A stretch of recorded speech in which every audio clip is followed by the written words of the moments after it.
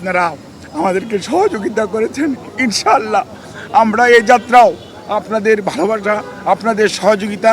বিসমিল্লাহির রহমানির রহিম। উপস্থিত সাংবাদিক ভাই ও বোনেরা, আসসালামু আলাইকুম। আপনারা জানেন বাংলাদেশ জাতীয়তাবাদী দলের চেয়ারপারসন, তিনবারের সাবেক প্রধানমন্ত্রী দেশনেত্রী বেগম খালেদা জিয়া এবার কেয়ার হসপিটালে গত 23শে নভেম্বর থেকে চিকিৎসাধীন আছেন এবং ওনার medical board professor doctor Shahabuddin Talukdar, professor doctor FM Siddiqui, professor doctor Nuruddin Ahmed, professor doctor AQM Mohsin, professor doctor Shamsul Arifin, professor doctor Ziaul Haque, professor doctor Masum Kamal, professor doctor AZM Saleh, professor doctor brigadier অবসরপ্রাপ্ত সাইফুল ইসলাম এবং ডক্টর জাফর ইকবাল, সেই সাথে বাংলাদেশের বাইরে থেকে professor doctor Habibur Rahman, professor doctor Rafiquddin Ahmed এবং professor John Hamilton, professor doctor Hamid Rab, professor John Patrick Kennedy, professor Jennifer Cross এবং doctor Zubaida Rahman সহ আমেরিকা, UK এবং বাংলাদেশের চিকিৎসকদের যৌথভাবে গঠিত মেডিকেল টিমের অধীন চিকিৎসাধীন থাকা অবস্থায় ওনাকে গত 27 তারিখ থেকে CCUতে উনি চিকিৎসাধীন আছেন।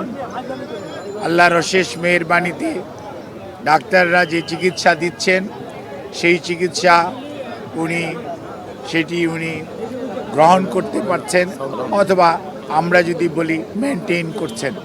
কাজেই বিভিন্ন ধরনের গুজব, বিভিন্ন ধরনের বক্তব্য বিভিন্ন জায়গায় দেখার পরিপ্রেক্ষিতে দলের পক্ষ থেকে আমাদের দলের ভারপ্রাপ্ত চেয়ারম্যান জনাব তারেক রহমান সার্বক্ষণিকভাবে ওনার চিকিৎসার তদারকি করছেন। চিকিৎসার সমস্ত বিষয়ে উনি দেশে বিদেশি চিকিৎসকদের সাথে আমাদের মাধ্যমে যোগাযোগ রাখছেন।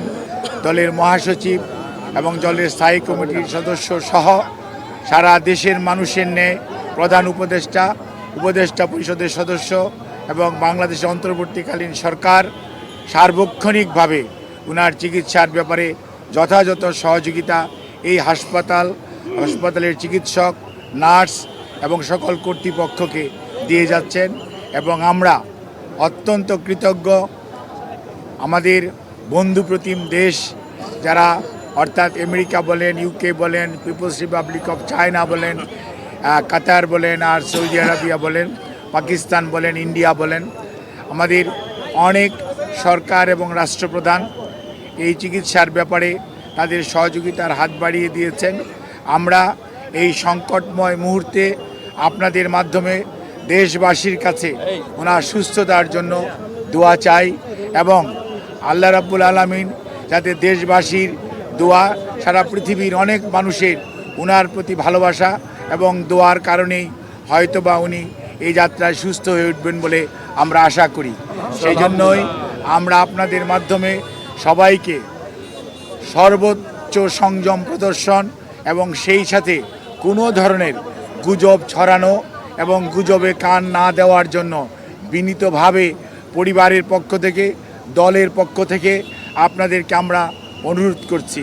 আমাদের দল কিভাবে আপনাদেরকে ইনফরমেশন দিবে সেটিও আমাদের দলের পক্ষ থেকে জানিয়ে দেওয়া হয়েছে। কাজেই সম্মানিত সাংবাদিক ভাই ও বোনেরা, আপনারা ধৈর্য ধরুন।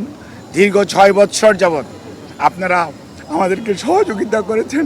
ইনশাআল্লাহ আমরা এই যাত্রাও আপনাদের ভালোবাসা, আপনাদের সহযোগিতা এবং আল্লাহ রাব্বুল আলামিনের অশেষ মেহেরবানিতে আমরা আবারও আমাদের প্রাণপ্রিয় নেত্রী দেশনেত্রী বেগম খালেদা জিয়াকে আজকে দেশের মানুষের যে অকৃত্রিম ভালোবাসার প্রতীক সেটি আজকে প্রমাণিত।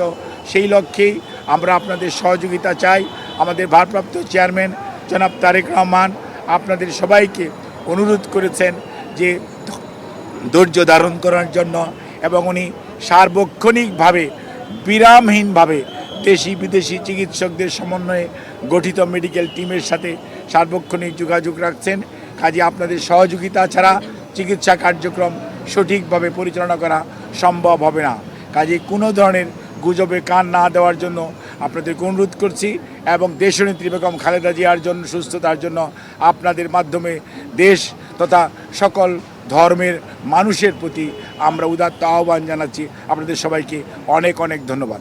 আমাদের দলের পক্ষ থেকে জানানো হয়েছে, আমাদের দলের সিনিয়র যুগ্ম মহাসচিব জনাব রিজভী আহমেদ ওনার স্বাস্থ্য ব্যতীত অন্যান্য বিষয়ে আপনাদেরকে মাঝে মাঝে ব্রিফ করবেন। আর আমি ডাক্তার এজেডএম জাহিদ হোসেন, দলের একজন কর্মী, আমি আপনাদেরকে ওনার স্বাস্থ্য নিয়ে ব্রিফ করব। এর বাইরে আপনারা অন্য কারো ব্রিফিংয়ের প্রতি কোনো ধরনের কান না দেওয়ার জন্য দল আপনাদেরকে অনুরোধ করেছে। আপনারা যদি এটা মানেন, ফলো করেন, তাহলে আর কোনো গুজবের ছড়ানোর সুযোগ থাকে না। দেশের বাইরে নেওয়ার জন্য যে কথাটি আমি পূর্বেও বলেছি, মেডিকেল বোর্ডের সদস্যরা ওনাকে দেখেছেন। আজকেও ইউকে থেকে ওনাকে দেখার জন্য বিশেষজ্ঞ আসবেন এবং ওনারা দেখবেন। দেখার পরবর্তীতে ওনাকে যদি ট্রান্সফারেবল হয়, আমাদের যদি ট্রান্সফার করার প্রয়োজন পড়ে মেডিকেল বোর্ড মনে করে, তখনই ওনাকে সেই যথাযথ সময়ে ওনাকে চিকিৎসার জন্য দেশের বাইরে নিয়ে যাওয়া হবে। আমাদের সকল প্রস্তুতি আছে, কিন্তু সর্বোচ্চটা মনে রাখতে হবে যে রুগীর বর্তমান অবস্থা এবং সর্বোপরি মেডিকেল বোর্ডের পরামর্শের বাইরে কোনো কিছু করার সুযোগ এই মুহূর্তে আমাদের নেই। ধন্যবাদ।